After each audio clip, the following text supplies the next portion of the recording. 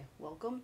This is Nicole, Sergeant RJ, and today we're going to be talking about goal setting, the basics for forming appropriate and attainable goals. The goals for this training today are to understand how establishing and following through on goals can positively impact your poker game, learn the SMART method of goal formation and why it is useful, and finally, discuss how proper goal formation helps with motivation and achievement. And for the most part, we'll be discussing this specifically from the point of view of how it can improve your poker game. But this training, just like the one we did previously, can also be applied to other areas of your life. So first and foremost, it's important to discuss why is it important to set goals in the first place. Sort of a cliche, at least in the poker world, but it's also true, and that is that poker takes a fairly short amount of time to learn, at least in terms of learning the rules of the game, but it takes a lifetime to master. And what that means is that although it doesn't take very long to learn the rules, it doesn't take very long to learn what beats what, it doesn't take very long to learn the different suits, it usually takes a much longer time, potentially an entire lifetime, to be able to master the nuances of the game. Anyone who's put in a significant amount of time playing poker pretty much can attest to this, and they can tell you that becoming good at the game takes a lot of hard work, study, and practice. So if you decide to take the game seriously, it's likely that one of your goals is going to be to improve your game as quickly as possible. And the reason that that's sort of an important thing to take into consideration here is that the more quickly you improve and the more quickly you become stronger at the fundamentals of the game, the faster you're going to gain an edge on your opponents, who either are recreational players who aren't really trying to improve, or who aren't taking the game potentially as seriously as you are and aren't improving as fast as you are. And what improving quickly allows you to do is to make more EV decisions much more consistently and quickly, which will allow you to exploit their mistakes more frequently, increasing your edge in the game. Unfortunately, improving in poker is a difficult, lengthy process. This isn't something, as we've already discussed, improving in poker is a difficult, lengthy process. And while you certainly can improve in a relatively short period of time, there's always room to go further. Even though you can improve your game significantly in a month or 6 months or a year, the odds of you reaching your ceiling or your full potential in that amount of time is much less. The odds are good that if you're listening to this presentation, that you still think that you have some room to improve in your poker game. One of the reasons, however, that it often takes people a long time to improve, or longer than maybe it should take them to improve, is because the goals that they set for themselves are not particularly well defined, inappropriate, or they're poorly structured. And what basically a bad goal will often lead to is will lead to the person being less focused, and will, because of that, result in them taking a much longer time for them to improve than they might otherwise. Now, the longer and more difficult that a goal is to achieve, the more likely a person is to become frustrated. And if you become frustrated while you're working toward a fairly complicated and complex goal, the two natural reactions often are to either quit or to start working on it even more slowly because you're frustrated at your lack of progress. And either one of those obviously just slows down your improvement even further. If you quit, you're not improving at all, at least not in any kind of meaningful way. And if you stop studying, if you stop playing, if you continue to play but you don't put any kind of real effort into improving, it's going to sort of continue to make getting better at the game a much more lengthy process. So what properly structured goals do is they allow poker players to improve in a more consistent and timely fashion by giving you set road marks and benchmarks that you can measure your progress by, so that you feel a sense of achievement, which makes it easier to sustain motivation over the long term and makes you more likely to improve at a good pace and to maintain your motivation towards improving your game. So the conclusion here is that if you learn how to properly structure and set up and follow through on your goals, it will make reaching your goals and make improving on your game a much smoother and more simplistic process. And by that I don't mean that improving your game is simplistic, but what you're doing by constructing proper goals is you're removing some of the roadblocks that are in your way to improvement. If you have good, well-structured goals, you're just making it that much easier on yourself to spend your time focusing on improving your game and less time focusing on why you don't feel particularly motivated or why it's taking you so long or something like that. And as we already talked about, quicker improvement and more focused study and practice provide you a greater edge over your opponents, as well as helping you sustain motivation to play, study, and continue to improve. So the whole purpose of that little section was basically to discuss why should we bother to even talk about setting up solid, well-constructed, meaningful goals. And the reason for that is that it provides a much smoother path for you to take on a long-term project like improving your poker game.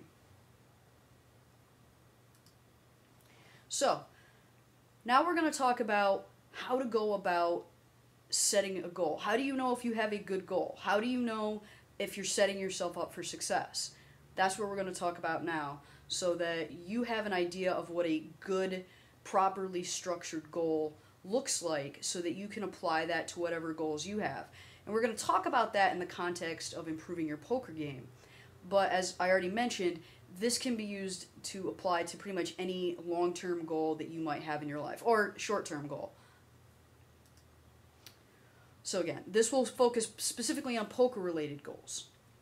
So we are assuming for the purposes of this presentation that one of your goals right now in your life is to improve at your poker game. In the psychobabble world, we love to assign acronyms to certain principles, and this is one of those acronyms. In goal setting, the acronym that we use is SMART, and you can see on the screen in front of you the adjectives that the 5 letters in the word SMART stand for. S is specific or significant, M is measurable or meaningful, A is attainable or action-oriented, R is relevant or rewarding, and T is time-oriented or trackable.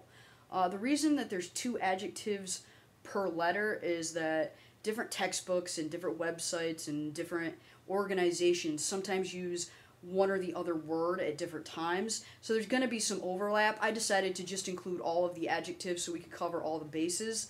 That means there's going to be some redundancy, and I'll do my best to kind of skim over the adjectives that we've essentially already covered in another spot. Now, if you're anything like me, the first time I heard that adjective and those adjectives to describe goal setting, I basically had a fairly confused WTF look on my face. So what we're going to do now is break down for you the different adjectives that make up the SMART acronym and why those are adjectives, if you apply them to setting up your goals, can be immensely helpful in allowing you to improve your poker game as well as meet other goals in your life. The first letter in SMART is S, and the adjectives under that are specific and significant. I'm going to discuss significant right now, and this is one that's going to end up with some redundancy in some of the other adjectives. But what significant boils down to is, unless the goal has some sort of meaning for you, unless you personally are invested in the goal and you find it significant or you find it meaningful, you're not going to be able to sustain the necessary level of motivation in order to meet that goal. And for this, we are talking about more complex goals. I mean, if you're not motivated to take out the trash, you can probably still find the motivation if somebody harps on you enough to do it. But for a more complex goal, a long-term goal, like improving your poker game, if that's not a significant goal to you, then it doesn't really matter what else we talk about. It's going to be extremely difficult for you to invest the necessary time and energy to improve your game if it's not an important thing to you. So, again, that adjective is going to come up in some slightly different forms, so I want to cover that a little more thoroughly right now so we can skim over it later. But the take home from that for that word, significant, in this particular thing is, if you don't really care about the goal, whatever the goal is, improving in poker, getting into college, making a particular relationship work, if you don't really care about that goal, the odds of you being able to achieve it are not very high. Now, the other adjective for the letter S is specific, and we're going to touch on this one fairly in depth right now too, and that's because it's one of the most important ones, because one of the most common errors people make when forming goals is that they formulate an overly broad or generic goal. Now, this isn't necessarily a bad thing if it's one of your big life goals, like improving your poker game. It's okay to have a big, broad, generic goal as long as you take the time to break that goal down into smaller, much more specific and concrete goals. Because those are the ones that ultimately you're going to end up working on in order to say, hey, I've achieved this big goal, which is improving my game. But the problem is that a lot of people basically make the big goal, which is I'm going to improve my poker game, or I'm going to become a better person, but they don't actually take the time to form the specific sub-goals that are necessary in order to know if they've even reached the primary goal. Again, as a poker example, if your goal is to become a winning player, how exactly do you plan to achieve it? How do you know that you've become a better player? How do you measure the word better or winning in this? If your goal is to become a winning player, okay, how exactly do you go about doing that? Because one would imagine that if you wanted to become a winning player, that if you had already done all the work necessary, you would already currently be a winning player, and this wouldn't have to be a goal. So if you're not where you need to be yet, what steps do you have to take in order to get there? And the purpose of making specific goals or specific sub-goals of a very large goal is to give you that path. It's to give you ways to measure and identify how you know you've reached your main primary big goal.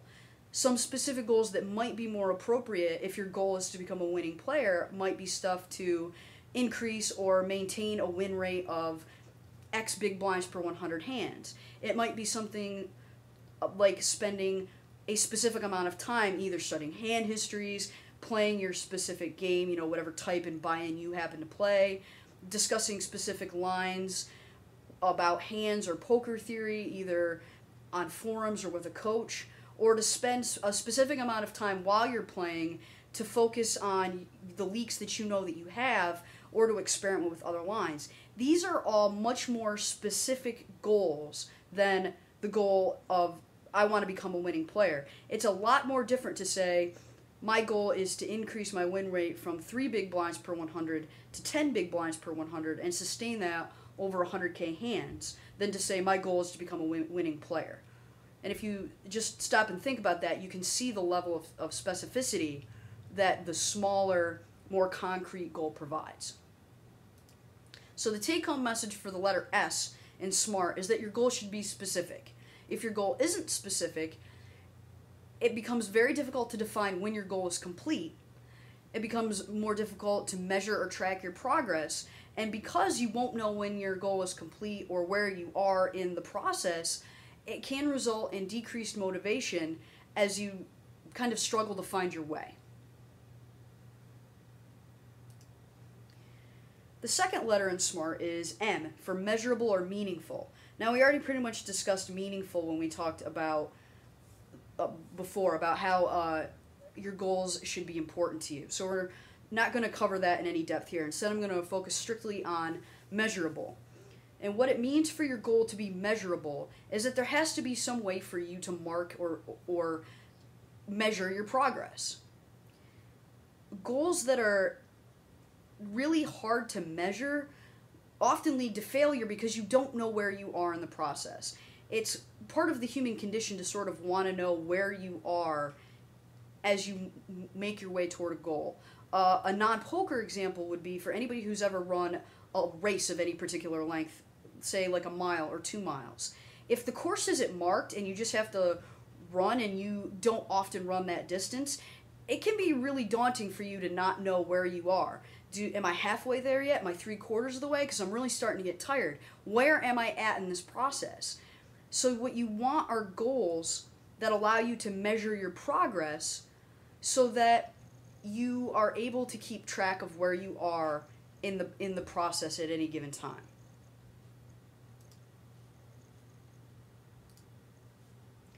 Poker example. Your goal is to become a better player, and how do you measure that? You know, again, in big blinds per 100, in tournament win rate, in profit. Now I want to touch on that one a little bit, because if we're talking about poker goals, it would seem like a logical goal to focus on if you want to be able to measure your success would be your profit. But it's important to bear in mind that because of the short-term variance in poker, you can be improving your game and not see any significant increase in your profit. You may in fact even see a decrease in your profit if you're in a slump in terms of running below expectation. So it's more important to focus on either a profit goal that you can sustain long term, big blinds per 100 that you can sustain over, say, 50K or 100K hands, or even longer than that, would give you a much better idea of whether or not you're improving. Or to not focus on profit, but to focus on something else that you can control and measure, potentially, like something like making plus EV plays. If, for example, you can figure out a way to determine where some of the spots that you've been making negative EV or bad plays are, and you can set a goal to decrease those spots. If you've got a way to measure that, like say in the course of an MTT you have found that you average about 25 negative EV decisions, and you set a goal to decrease that so that you're making no more than 10 negative EV decisions per game, that could be a way to have a measurable goal that's not tied to profit. I say that with the caveat that I do understand that, you know, ultimately the measurement of how successful you are in poker is determined by how much money you make. If you have a big edge over your opponents and you're making more EV decisions, then over the long term you will be showing a profit. So it's not bad to focus on the profit as long as you remember that you have to look at it from a very long-term perspective. Focusing on the fact that I made $100 less this month could mean literally absolutely nothing in terms of whether or not you've actually improved or not. So if you're going to make profit a primary way of measuring your progress, make sure that you focus on the long term. So the take-home message for this is that your goals need to be measurable in some way so that you can track where you are in your progress.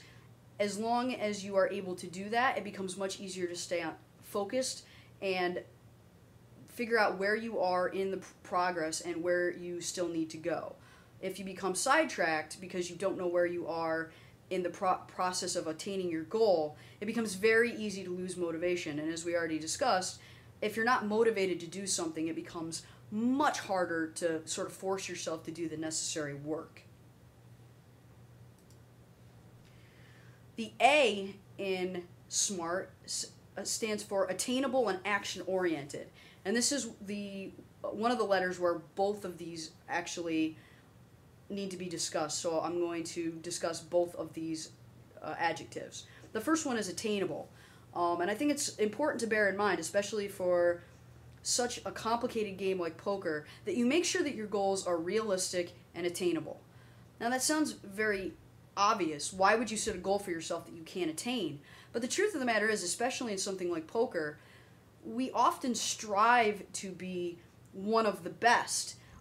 Although the statistical likelihood is that none of us are going to be the very best in our particular game or buy-in. Now, we might be able to be the best that we can be, but that doesn't necessarily mean that we're going to be the best out of everybody in the poker pool.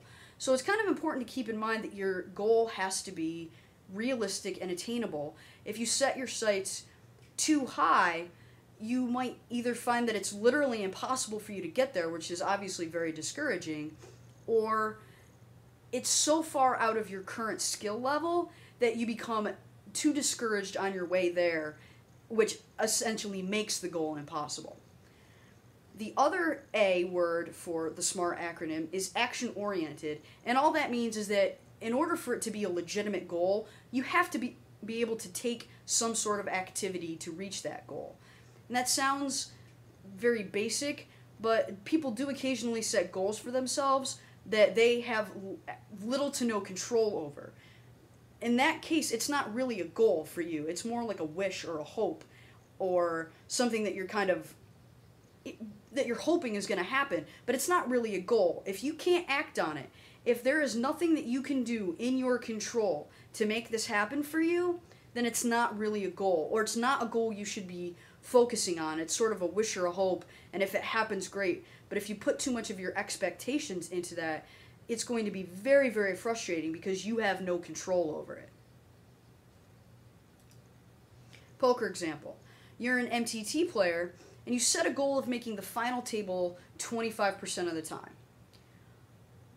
It doesn't matter how good of a player you are, how plus EV your decisions are, the best tournament players in the world don't have a final table rate that high, which means that you have, for all intents and purposes, set yourself a goal that you can't reach. In addition to which, you've also really set a goal for yourself that you can't completely act on. You can play a bunch of tournaments, but as we've discussed before, you have no control over the outcome of a specific hand. It doesn't matter how EV you play. It doesn't matter if every time you get all of the money in, you get it in with a positive expectation, because some of the time, even if it's a 1 or 2 outer, that 1 or 2 outer is going to hit against you. The math says that it will. So if you set yourself a goal of making the final table 25% of the time, you've essentially set a goal for yourself that you only have partial control over, which means you can't act on it in a way that you can fully bring it to fruition. So this is obviously sort of an extreme example. I don't know any MTT players who would set sort of this ludicrous of a goal for themselves, but it does illustrate the importance that you should make your goals challenging but still attainable and something that you have control over, something that you personally can act on. The take-home message for the A in SMART is that your goals must be both attainable, something that is physically possible for you to get to, and also something that you are capable of acting on, something that you have control over. The R in SMART stands for relevant or rewarding. Again, rewarding kind of gets back to whether or not you find the goal worthwhile. So I'm not going to get into that in any depth. Instead, I'm going to discuss relevant. Your goal must be relevant to your life in order to keep you on track, but more germane to this particular discussion, since we're talking about a large goal like improving in poker, you have to bear in mind that all of the sub-goals, the smaller goals, the little goals that you can work on a day-to-day basis that will help you measure and track your progress have to actually be relevant to the larger goal. That sounds sort of very simplistic, but it's easier than you would think to break a large goal down into smaller goals and actually accidentally set up some smaller goals that aren't as relevant as you think they are to the larger goal at hand. So make sure all of your goals are relevant. They're relevant to you personally so that you have the motivation to work on them, but also that the smaller goals that you set up for yourself to work on your larger goals are relevant to that larger goal. And all right, here's a poker example. Say you have set the goal to become a better poker player, and you decide as one of your sub-goals that you're going to listen to the 2+2 PokerCast. Now, personally, I'm a huge fan of the PokerCast. I listen to it pretty much every week.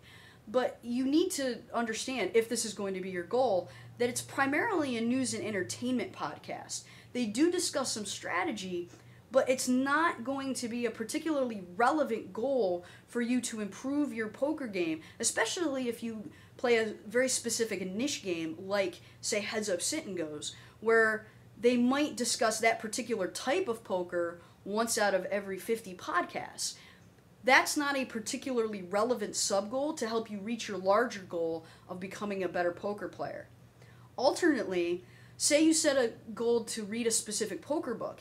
This can be a great poker book for your game, and many other players can have found it very useful, But if you don't really like to read and you tend to learn better in a hands-on environment, then reading that book might not be relevant enough and rewarding enough to you for you to follow through on it, which would make it difficult for you to sustain the motivation to follow through on that sub-goal, and also to get as much as possible out of the book to help you improve your game. So the take-home message for this, for the letter R in the acronym SMART, is that the poker goal should be relevant. All of your smaller goals, the goals that you set for yourself, the concrete, specific, measurable goals that you set, should be relevant to the larger goal of improving your poker game. And we also mentioned that the R can also stand for rewarding. Make sure all the goals that you set for yourself in poker and in life are something that you personally find rewarding. Finally, the final letter in SMART is T, and in this case it stands for time-oriented and trackable. Trackable kind of falls in with measurable, and if you take those two together, what you get is you want to set small sub-goals for yourself to reach your larger goal that you can measure and track through time. Those smaller sub-goals, you should be able to sort of write them down on a list and check them off once you've achieved them. That provides milestones for you. It provides a sense of completion, which should give you a sense of pride that, hey, I'm working on this goal. I've got this big goal to improve in poker. I've already finished these specific sub-goals and seen this amount of improvement in my game. That should help you maintain your motivation and keep you on track toward attaining your larger goal if you make sure that your goals are measurable and trackable. Along with that, in order for your goals to be trackable, they often need to be time-oriented. And what that means is that you should have a specific time frame to meet your goal. Now, obviously, if you have sort of a large goal, something like, I want to become the best poker player I can be, or I want to be a better person, then you might not place a time limit per se on that. You're not going to say to yourself, well, if I don't become the best poker player I can be in 6 months, then I failed and I should quit. What it does mean, however, is that people in general tend to find excuses not to do things unless there is an actual deadline in front of them. I mean, think about back to when you were in school, if you aren't in school anymore, or if you're still in school, this example should sort of resonate very clearly. If your math instructor gives you a set of problems to finish, but doesn't give you a deadline, how many people are going to turn them in the very next day? I'm going to go out on a limb here and say that the vast majority of people are probably not going to turn them in the next day, because while even if you understand that your math class is a small sub-goal in achieving your larger goal, say getting your degree, unless you really love math, odds are good that you can find some other things to occupy your time that you find more rewarding, that you find more fun than working on a set of math problems. If, however, your teacher gives you a deadline and they have to be done in 2 days, it suddenly becomes a lot easier for you to find the motivation to sit down and complete those problems within the given time frame because you have a deadline. And with deadlines often come consequences. So it's important, especially if you happen to know that you don't work well unless you have some sort of time pressure on you, to make your goals within reason have a time-specific attachment to them. Poker example. In order to become a better player, you set a goal of studying hand histories, but you don't specify how often or for how long you will study. How do you know that you've reached your goal? If you study once a week, is that good enough? If you study 3 times a week, but you only study for 15 minutes each time, does that mean that you've studied enough? As it stands, you haven't made your goal either time-oriented or trackable if you just set up the sub-goal of, I'm going to study hand histories. Again, also a lot of players have the desire to become better players, but how do you track that? How do you define it? What does better mean to you? Does that mean you increase from winning 3 big blinds per 100 to winning 4 big blinds per 100. If that's your end goal, that's fine. But for another player, that might not constitute success at all. So if you don't define your personal goals and sub-goals, if you don't make them trackable and measurable across time, then you can basically just say to yourself at any time, well, I'm just going to quit now and say that I've succeeded. Or even, in some cases, I'm just going to quit right now, and even though I've had some success, I'm going to say that I failed. But the truth of the matter is I didn't even really define the terms in the first place. So I have no idea whether I really did succeed or fail. I've basically just made this all up in my own head. And you can see where it can get to the point where it's very easy to lose motivation if you don't know where you are in the process, if you don't know if you've improved at all anymore, if you've had no time frame and you've been working on this for a year or 2 years now, but because you never set any specific sub-goals and you never tracked your progress, you have no idea how much better you are now than you were 2 years ago. And that can be a very frustrating experience and can make somebody much more inclined to just say, I give up, I'm not doing this anymore, I have no idea if I improved or not. So the final take-home message for the T in the SMART acronym is that your goals should be both time-oriented and trackable. Otherwise, you may struggle to force yourself to work on goals, or you will have goals, but you won't know when or what you have accomplished. Some additional tips for goal setting. You want to state goals as a positive rather than a negative. Your goal is to improve, not to stop sucking. And this may seem kind of touchy-feely and psychobabbly, but there's scads of research on this. It helps with motivation, and it helps keep you in a more positive mindset if you state things as a positive. If you state to yourself, my goal is to improve on X rather than stop being stupid. That's just the way it works. It will be much more motivating, it will be more pleasant for you, you will have a much more positive outlook if you actually mentally phrase things in a positive way. If you have multiple goals, you're going to want to prioritize. And that's going to be true with both poker goals as well as incorporating poker into your overall life goals. And wanting to improve your poker game is a great goal, but if you are also at the same time trying to work toward your degree, trying to make a specific relationship work, trying to improve as a husband or boyfriend or mother or father or whatever, then you have to be able to look at your poker improvement as it relates to all of your goals. Another tip is that your goals will become more real to you and will help you stay motivated if you actually have them recorded in some fashion, if you have them written down somewhere. And especially if you can incorporate somebody else into your goal, if they at least know it is a goal of yours. I have a little asterisk for the next one because this is one that's particularly germane, I think, to poker, which is that goals should be performance-based rather than outcome-based. And this is just a very generic way of saying what we already talked about when we discussed why focusing on short-term profit is actually counterproductive in terms of a poker goal.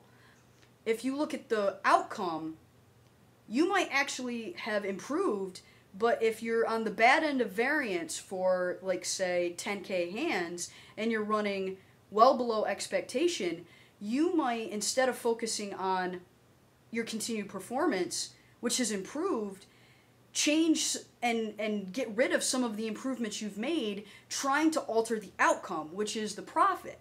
So it's very important that when you have profit-based goals, outcome-based goals in poker, that you make sure that they're very long-term and that you make sure that you maintain focus on your performance as opposed to the particular outcome at the end of that day's session or at the end of that hand. It doesn't matter ultimately if you won that hand as long as you made the correct decision. And it's important that you have ways of incorporating performance-based, trackable, precise goals, sub-goals into your larger goal of improving your poker game. And finally, we have already discussed this before, but to touch on it again, you have to make your goals realistic but challenging, which again boils down to they have to be attainable. If they're too easy, then you're probably not going to put that much work in on them anyway, but they do have to be challenging enough for you to want to work on them, but still realistic and attainable enough for you to actually get there in a reasonable amount of time. Okay, so we've discussed the SMART acronym for setting up goals.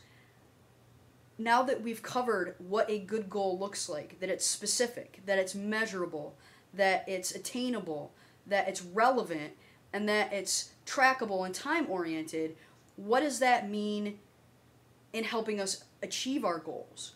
Well, the great thing about using the SMART acronym, about setting up really concrete, specific, measurable, precise goals, is that they often lay out the path for how to meet and achieve those goals within the goals themselves. If you have specific time frames built into your goals and your sub-goals, if your goal is to improve as a poker player and you have a sub-goal of reading specific books in a specific amount of time, then you already have the key to your success built into the goal itself. You will know when you've achieved that goal. If you have read the book and synthesized the material in the amount of time that you decided that it should reasonably take you, then you've achieved that sub-goal. And if that sub-goal is relevant, then achieving that sub-goal will have helped you work toward attaining the larger goal of improving as a poker player.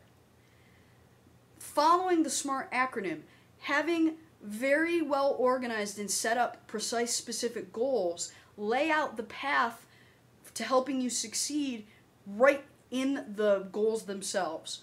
If you have goals and you have absolutely no clue how you're supposed to go about attaining those goals, odds are very good that you don't have very well set up goals in the first place. And you're going to want to go back and look at your goals and use the what we just talked about, use the acronym SMART, use the tools that we've talked about in what it looks like to set up SMART goals. And I didn't actually mean that as an acronym, but it works here too. How to actually set up goals that are specific and measurable and attainable so that you can maintain your motivation, so that you can feel pride in your achievement as you meet sub-goals, so that you can track your progress and know that you are improving as a poker player, so that you don't get discouraged and say, I don't even know why I'm working on this. I have no idea if I'm getting better or not. What's the point? A minor point here that I want to touch on as well is that we discussed it a little bit before, but others can be very helpful in this regard. If one of your ways of making your goal more real to you is to tell somebody else that this is something you're working on, they might be able to help you with motivation. If this is something that you're comfortable with, have them pester you from time to time. Hey, have you been grinding as much as you said you were going to grind? Have you been reviewing your hand histories? You said that one of your goals, to help you improve as a player was to find a coach. Have you done that yet? Sometimes knowing that there's somebody out there who's going to kind of pester us and nag at us a little bit, not like a real nag, but that they're going to take an interest in whether or not we're succeeding in the goals that we've set out for ourselves, that can be tremendously helpful. If you're kind of a self-starter and you have no problems with motivation, more power to you.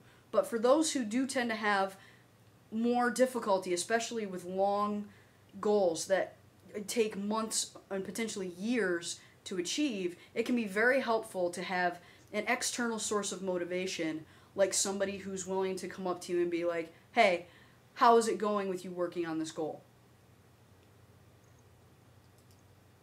So in conclusion, what we've learned in this PowerPoint about goal setting is we've learned that proper goal setting can help you improve your poker game by focusing your efforts to improve, which allows you to do so more quickly and efficiently. And that if you follow the SMART method of goal formation, it can assist you in establishing precise, relevant, measurable, time-oriented goals and or sub-goals that will allow you to more easily maintain your motivation, to be able to stay on track, to be able to measure your progress, and to actually know when you've achieved your goal of becoming a better poker player. I want to thank everybody for listening. This has been Sergeant RJ, and I look forward to bringing you future presentations on how mindset and life coaching principles can help you improve your poker game and work for you in other areas of your life.